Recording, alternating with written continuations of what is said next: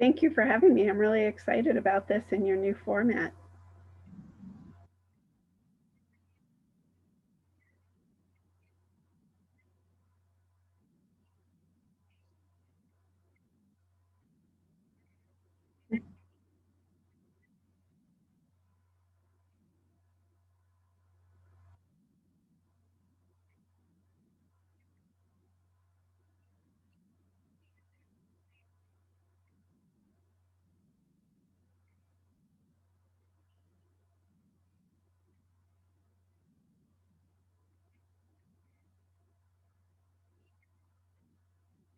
Yes. Hmm.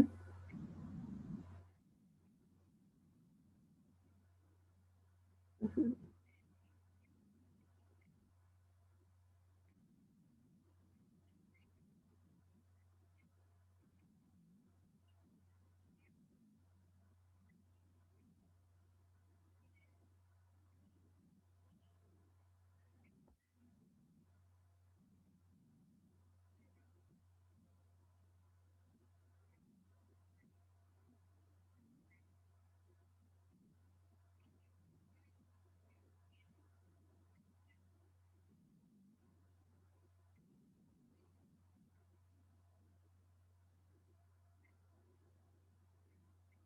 Oh, great.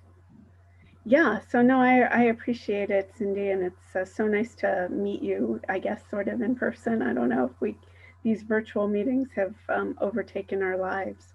But so I'm the founder of Whistleblowers of America, and I did that in 2017 after going through sort of my own experience. But I did it because I spent 30 years of my career working with combat veterans and post traumatic stress disorder and suicide prevention. And when I went through my own whistleblowing experience at the Pentagon regarding suicide prevention money and what I felt was a conflict of interest in spending, I began to have feelings and reactions and started to talk to other people who had also been whistleblowers. And I was hearing very similar language from them as I did with combat veterans. You know, they were saying things like they were in a battle for their lives, they were under attack. I had one woman say she felt professionally gang raped. They're prisoners, they're being held in solitary confinement. um, they're having to defend themselves. So the language and the betrayals that they were feeling and that they were going through was very reminiscent. And I began to see a lot of commonalities with post traumatic stress, the alienation, isolation, the depression, the anger, the survivor guilt. You know, most whistleblowers set out to do the right thing, and nobody wakes up in the morning thinking, "Oh, I think I'll become a whistleblower today." It happens and it evolves, and you think you're doing the right thing. You're, in my case, you know, I thought I was protecting active duty military, protecting the funds that were designated to end suicide. So you start off doing what you think is the right thing. It could be clean air, clean water, wrongful death cases, contamination, um, you know, contracting fraud, waste, and abuse, discrimination and harassment. You know, we've got a number of like FBI agents that have reported discrimination in the ranks, trying to protect other people's careers, and then they're the ones who end up terminated. So it's a mix.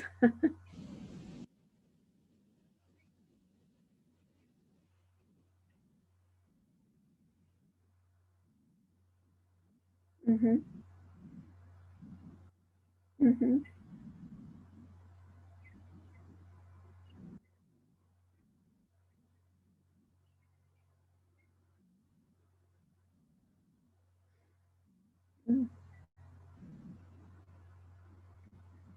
Mm-hmm. Oh well.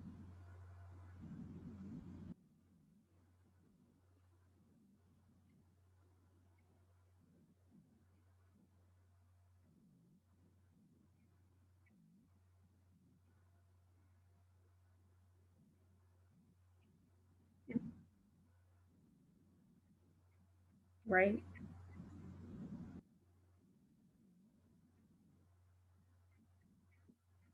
Mm-hmm. Mm-hmm.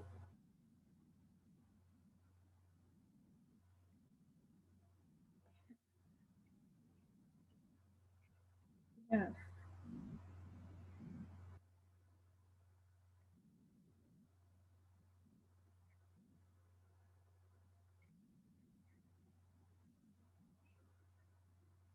Right.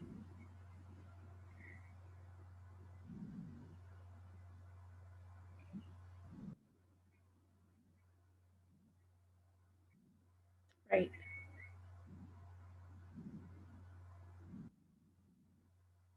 Yeah. Yeah.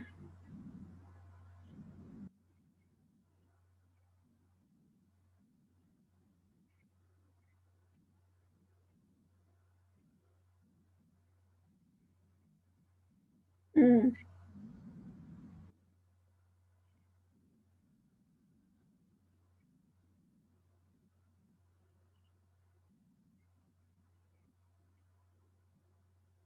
Right. Hmm.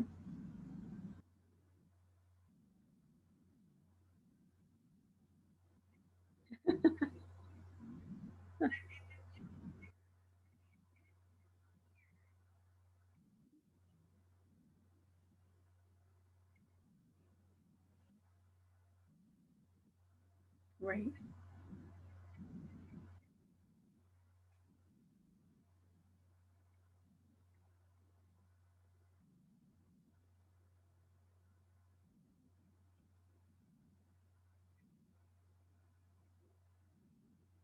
Hmm.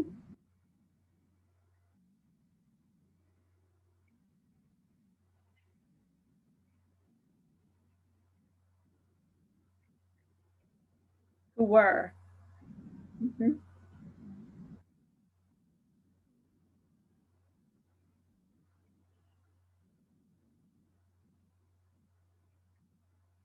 Hmm.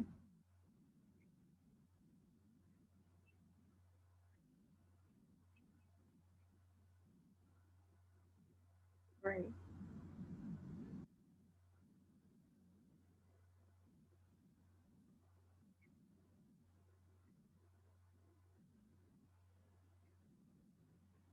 Yeah.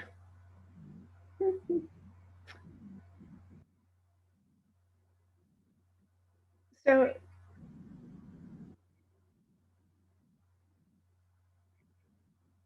no, and Cindy, I appreciate what you just said about you sleep at night, because I've had another whistleblower that I've worked really closely with in child welfare as well. And she has said very similar things because she had somebody say to her, well, look, my family has to eat. And she said, yeah, mine has to sleep. I need to be able to sleep at night. I need to be able to look myself in the mirror. And a lot of whistleblowers do what they do because of their sense of ethics, their sense of morality. They are trying to do the right thing. They're trying to protect usually somebody else, child welfare, children in school, veterans getting care at the VA, military members under a command, the ethnic, racial, sexual minorities who are trying to just make a living for their families as well. And when you speak truth to power and you come up against very powerful people, you're right. I mean, there's still this very cultural reaction against the whistleblower. The military culture, it was go along and get along. You don't, if you want to be the one promoted and get ahead, you don't make trouble. Because if you do, they label you as disgruntled, tainted, disruptive. Those are the sort of the monikers, I call them the scarlet letters, that people start to wear.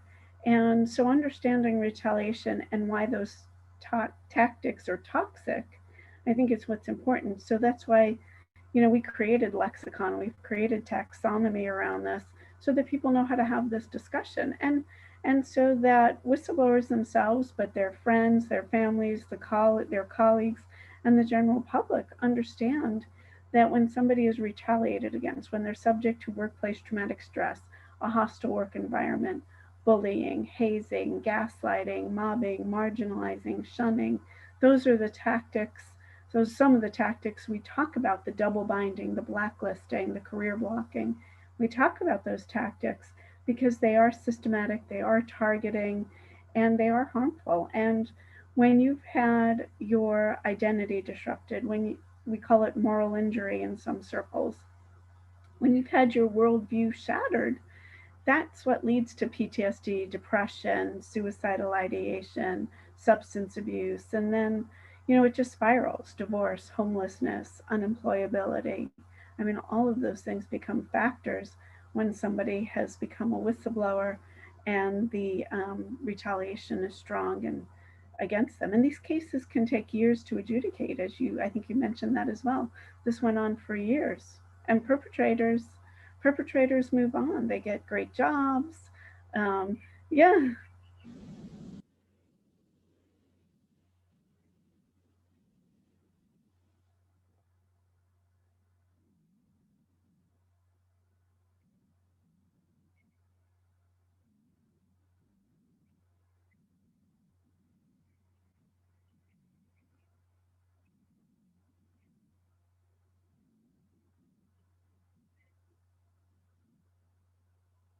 Mm-hmm.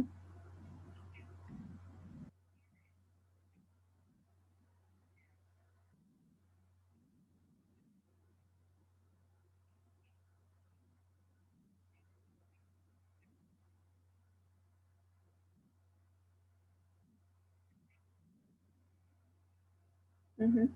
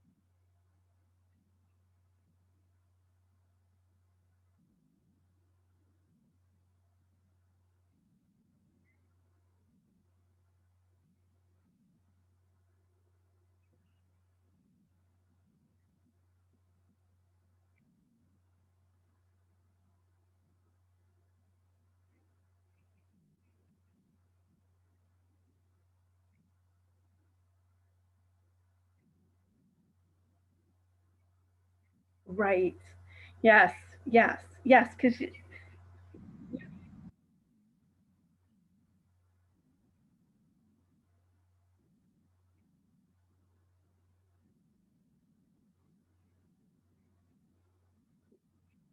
right.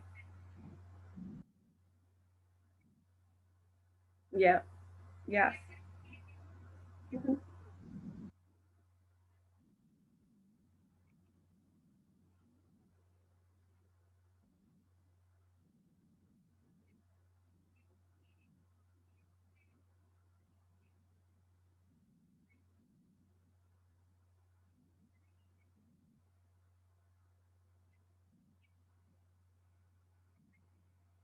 Yes.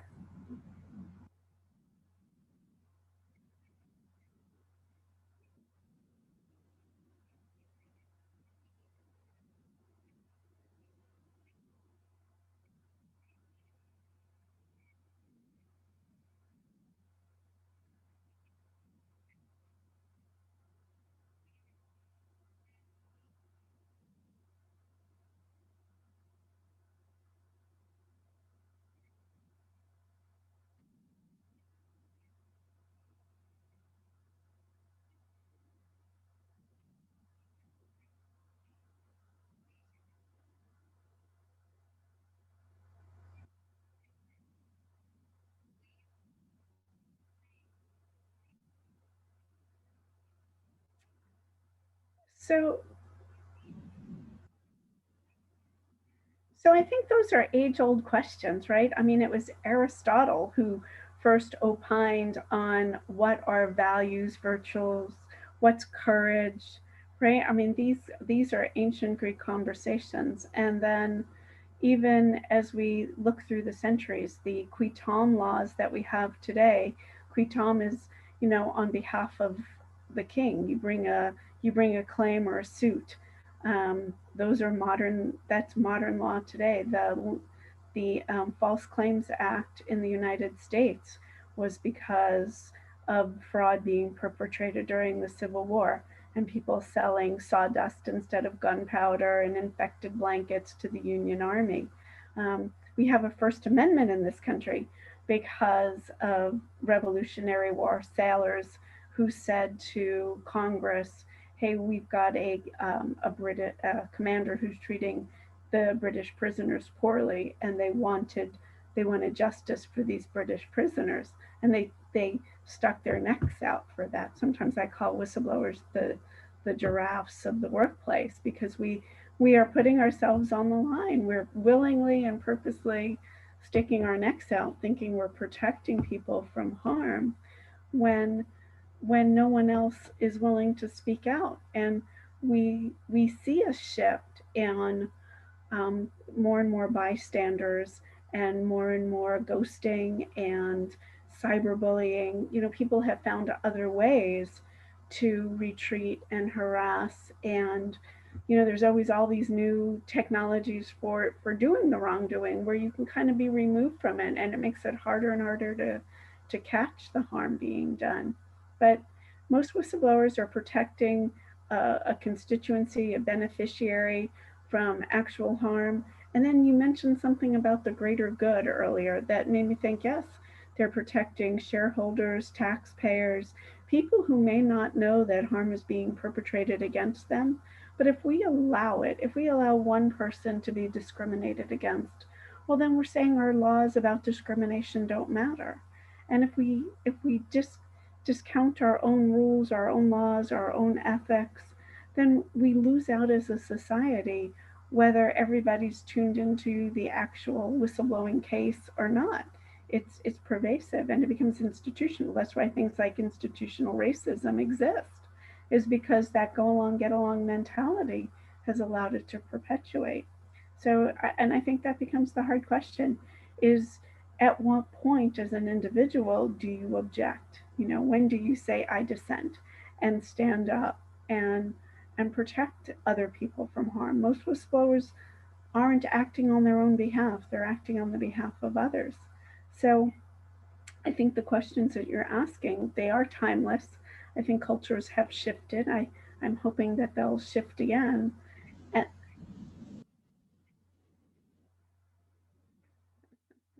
yes, that would be nice that we could, I haven't said we have to, and that's why we created the Workplace Promise Institute.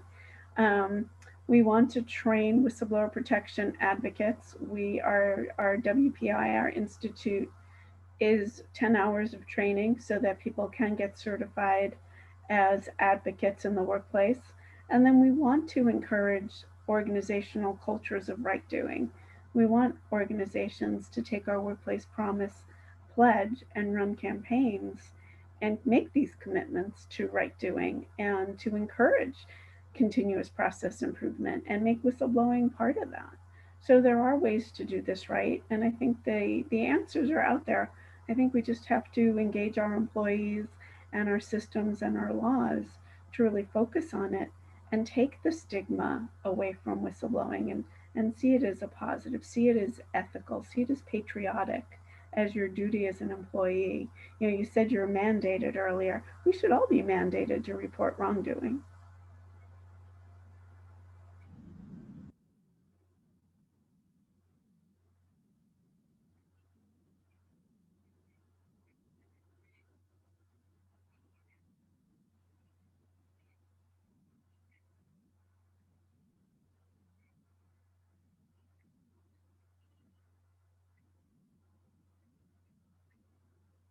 Exactly. Mhm.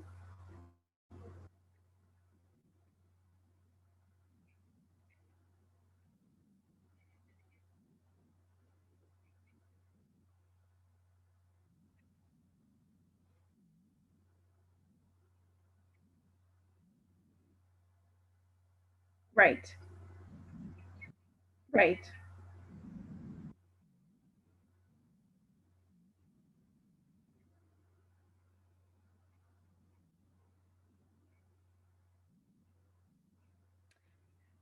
So I appreciate that. Yes. So we've been at this since 2017. And so we've developed a very, started out as very informal network when we launched Whistleblowers of America. I thought it was going to be like a lean in circle, and me and a dozen other people would talk about our cases. And as soon as we put up a website and I started posting things on LinkedIn, we grew to several hundred people. And now we've started to train WPAs. We just launched that this last year. So we've had about a dozen applicants and we've gotten a couple of people through the certification process. So we thought, well, we need to make the training very clear and what the requirements are. So in September, we're September 9th and 10th is our Workplace Promise Institute. Our website again is www.workplacepromiseinstitute.org. People can go on there. We're certainly looking for sponsors to help us keep the peer support services free. So we're looking for conference sponsors, we're looking for people to register, and we're looking for people to become applicants for the WPA program so that we have a network that we can continue to grow and a profession that I think is emerging, right? I think we need people in the workplace that are independent and unbiased and can help us walk through these processes and help organizations keep their cultures on the path of right.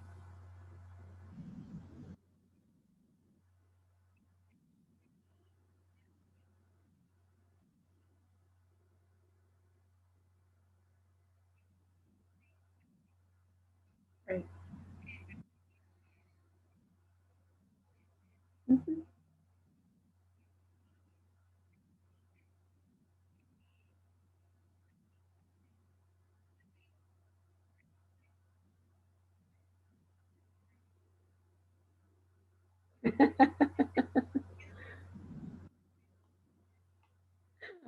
No, very profound.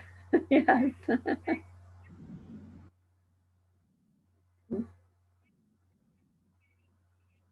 It's 2 days. It's September 9th and 10th, and we're doing it virtually.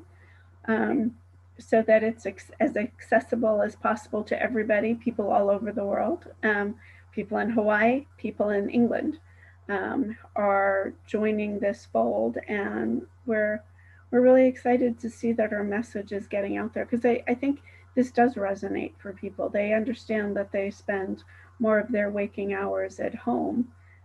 They spend more of their working hours at work than at home, and yet the how to navigate the things that are outside the scope of your profession um, is something that I think we need to be able to better support people in that. You know, if you're hired to be a school teacher, you know how to teach and you know the subject matter that you teach. But when you file a whistleblower complaint, you don't know anything about the law. You don't know the difference between level of evidence. I mean, what's the difference between preponderance, clear and convincing, reasonable doubt? How do you make those distinctions as an employee who's not an attorney um, and not an employment attorney? Because we even have attorneys that have come to us for support because this is so personal. They've put their career on the line. They've put their family security and stability on the line. I mean, we've had people who have taken their children's college fund and gambled on winning their cases with their children's college money. They've gotten divorced over these issues. They've had to sell a car. They've had to sell a home because they're trying to one survive with either less income or no income. They're trying to reinvent their lives. They don't know how to access professional insurance. What kind of financial planning do they need for all of this? I mean, those are all elements and factors that go into preparing and planning your case that people are not experts in. And you shouldn't be. You shouldn't ever need to be an expert in this. But it's good to have somebody who can walk through the process with you. And I compare this a lot to crime victims. The Office of Victims of Crime, OVC, has an ombuds program, and they provide grants and training for advocates to sort of companion up with victims of domestic violence or sexual assault. We don't have that in this population. That the workplace, the white collar crime, really does need an advocate.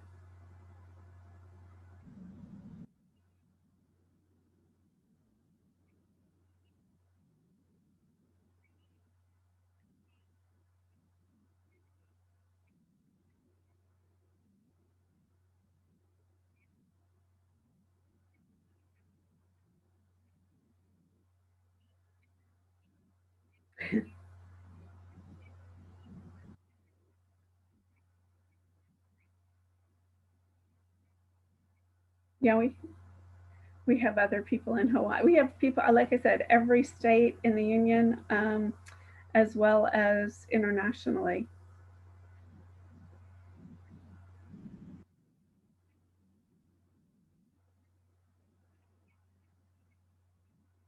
Oh, great.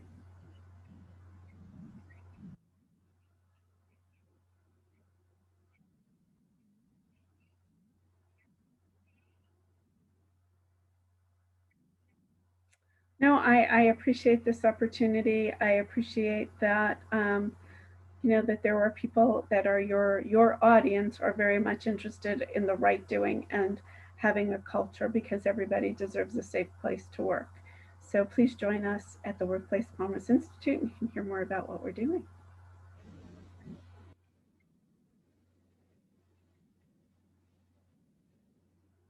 Mhm.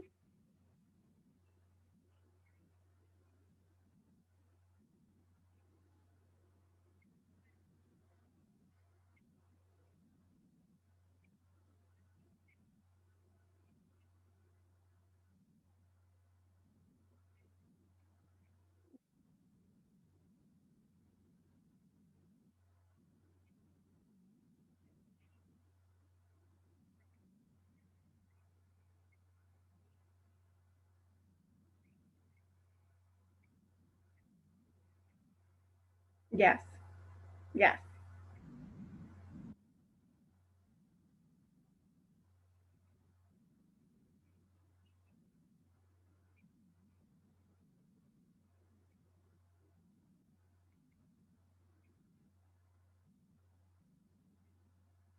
Thank you.